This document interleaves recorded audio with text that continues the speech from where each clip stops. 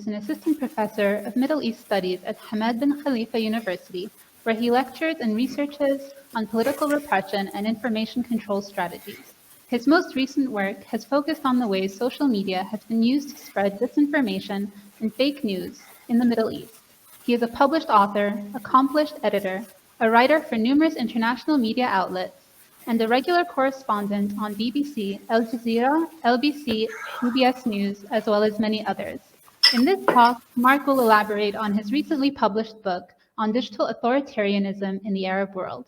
He will tackle the most important themes in this book and how digital tools and platforms are used in some contexts to facilitate the oppression of peoples in the region. Thank you, Marc.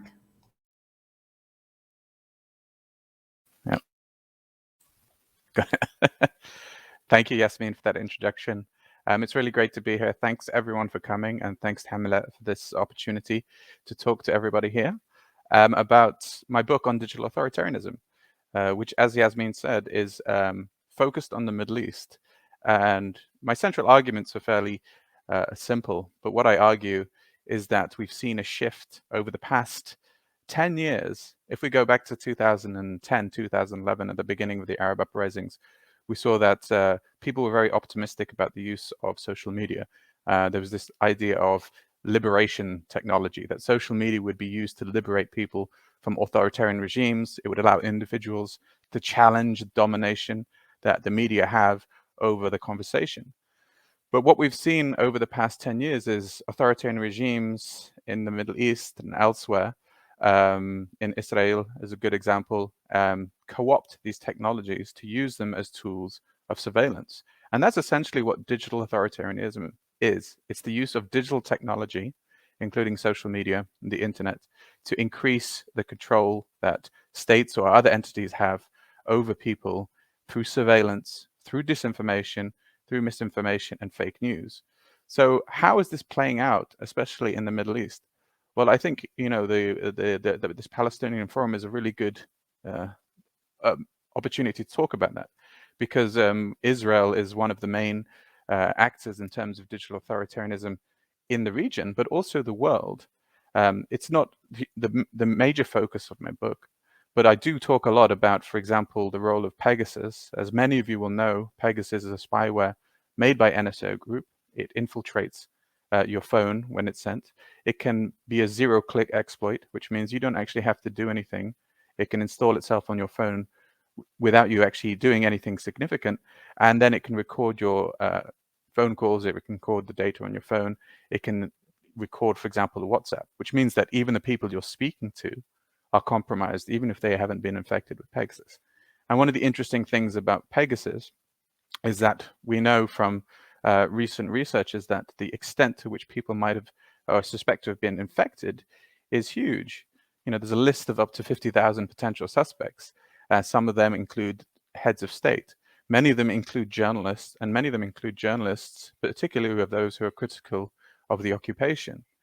And what's, I think, particularly alarming is that we're seeing an increase, and this is an argument I make in my book, an increased sort of coalition, I suppose, between Israel and a lot of the Gulf states, including the United Arab Emirates, to an extent Saudi Arabia, in using these Israeli technologies to not only control their own citizens, but to control any form of criticism that's in opposition to the foreign policy of those regimes.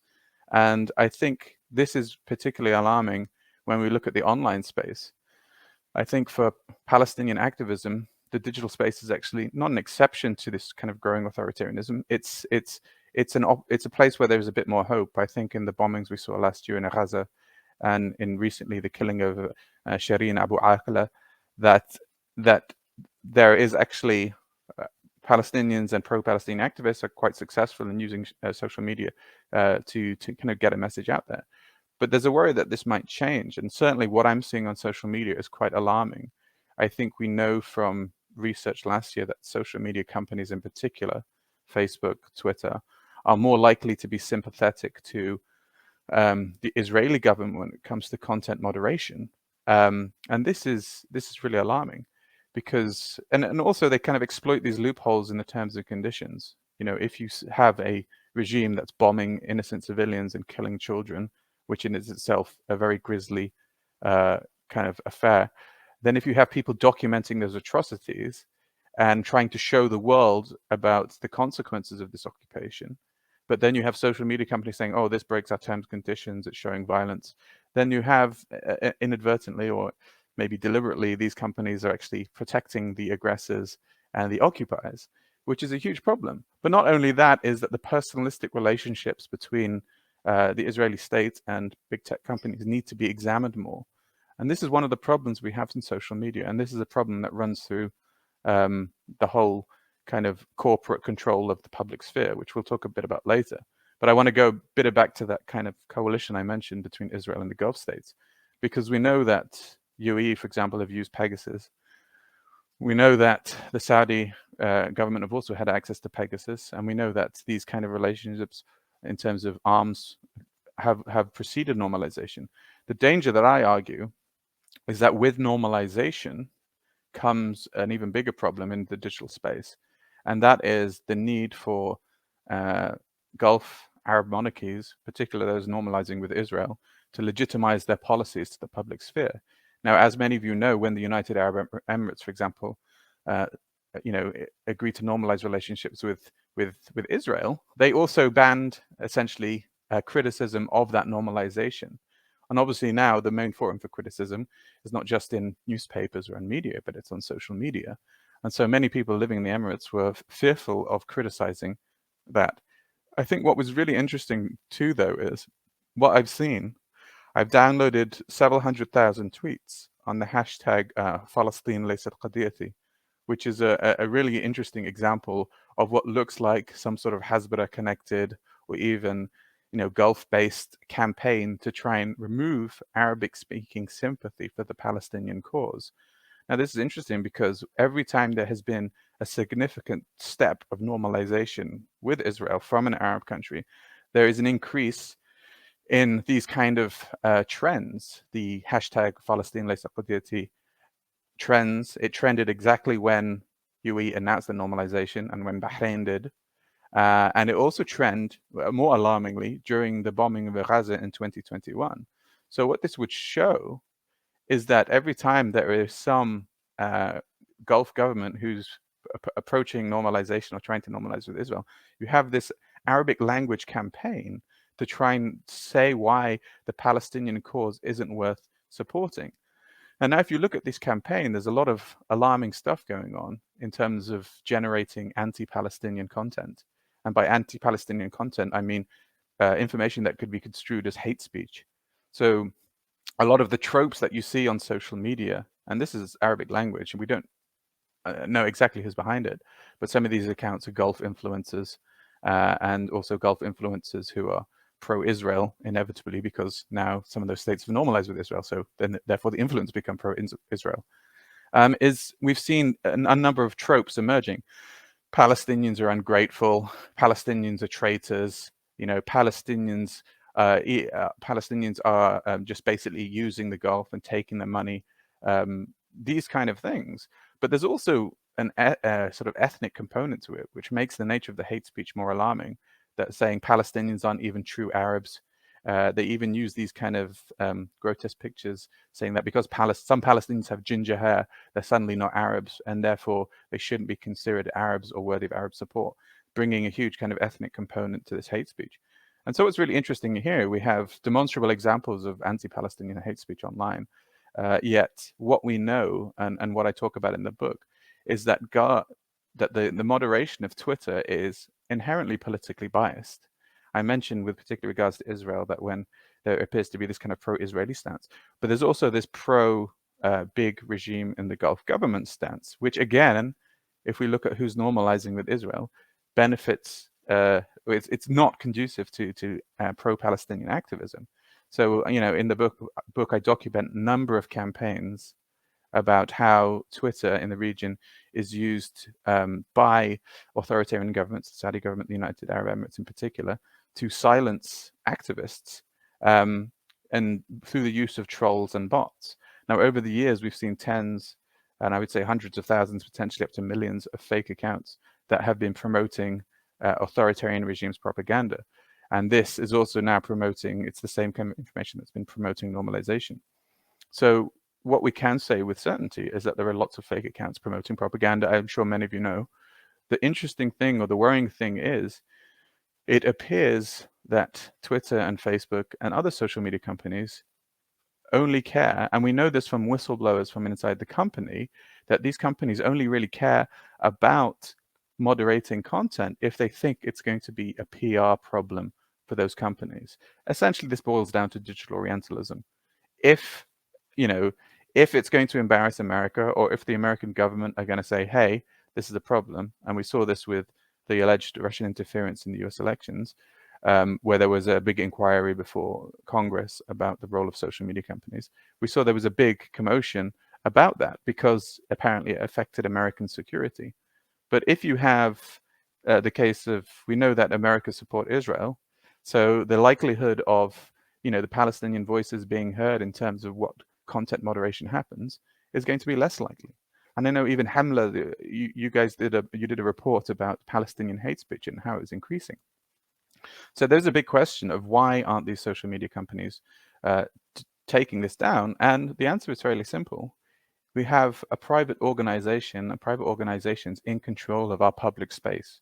So if we want to talk about social media as a public space where people, such as ourselves, can actually engage in debate, then it can't be privately owned, because these companies don't have any obligation to be transparent about the reasons that they take things down. So I look at, you know, I try and audit some of these social media companies. Twitter, for example, they publish data related to state-backed security operations online. There's very little connected to Israel, even though we know that, for example, Israeli university students are encouraged to go to, sometimes they go to these kind of like rooms, situation rooms, where they explain, you know, the Israeli occupation to people. Yet they happily announce this, yet we don't see any corresponding takedowns on Twitter for that, which is very interesting and very worrying. But what we do see, we see that actually some of the biggest offenders in terms of content abuse, certainly on Twitter, are actually Egypt, the United Arab Emirates, and Saudi Arabia. They have been responsible for, I think, just behind Russia and China, for some of the largest influence operations online. We're talking hundreds of thousands of accounts that have been engaged in propaganda. Now, what's worrying about this is that the world tends to focus on Russia and Chinese disinformation, but it doesn't seem to be focusing on what's coming out of the Middle East. And I know for a fact, by auditing, the information that's actually published and taken down isn't comprehensive. And so what this means is that the social media companies are only publishing a small section of the kind of harmful accounts, which again suggests that they're not being honest. So this is a huge problem of transparency. In a public space, we need more transparency, and we need greater control over the social media space. And I think this is a really important, particularly with regards to pro-Palestinian activism, because as activists, we need to be really vigilant. And as commentators, we need to be really vigilant about what's going on. How, and this raises big questions, how, as citizens of other countries, do we hold big tech accountable when we are not resident in those countries? How can we lobby to make sure that there's transparency in these social media companies in terms of what they take down? There needs to be more political pressure, particularly within the countries where these companies exist, especially the United States, that ask really pertinent questions. For example, how many Arabic language moderators do Facebook and Twitter have? I asked the Facebook employee this question: how many Arabic language moderators do you have? And he didn't know, and he couldn't give me an answer. So you can't expect to, for example, combat anti-Palestinian hate speech if you don't have enough people who actually understand Arabic, for example, or the dialects of Arabic. And these are questions that I think the public has a right to. And it's not just the American public, it's the global public, because these platforms are used everywhere. These platforms are going to be avenues for free speech and activism. Then we need to actually be represented on them somehow in a transparent fashion. So I think this is really important. And the important thing is that we know that the digital liberation technology, the idea it can be used for emancipation, can only work if there's actually an equitable and fair way of being represented in those bodies. Right now, social media companies reflect political relations. And what that means essentially, as I've argued, is that if Facebook and Twitter are based in the US, and also Facebook and Twitter's Middle East operations are based in Dubai, they'll always have a relationship that is going to be more pro-Israel, and therefore benefiting the occupier. So this is something we need to bear in mind when we explore how we use these platforms and how these platforms are being used to manipulate us. And there's many other things we don't know. Because of the lack of transparency of algorithms aren't neutral. We don't know, for example, if pro-Palestinian content is being demoted. We know from, as I said before in Gaza last year, that pro-Palestinian content was more likely to be kind of censored. But we don't really have the exact data on this in terms of transparency from the companies, because these algorithms are proprietary. Again, this ties in with the private space factor. So, I think there's so much that needs to be done in holding these social media companies to account. But again, it will only reflect the political situation. The political situation has to change. And I think this is increasingly important. And this brings me to another point, is that it's not just the companies, it's not just the states who are a big part of this. I know from my research that one of the things we have to pay particular attention to is the lobbying organizations, PR, political communications companies that actively play a role in the creation of fake accounts and the dissemination of pro-authoritarian propaganda, whether it's pro-Israel propaganda or pro-UE propaganda. There's plenty of examples of British companies, American companies who have set up fake accounts on Twitter and Facebook in order to promote, pro-Mohammed bin Salman propaganda.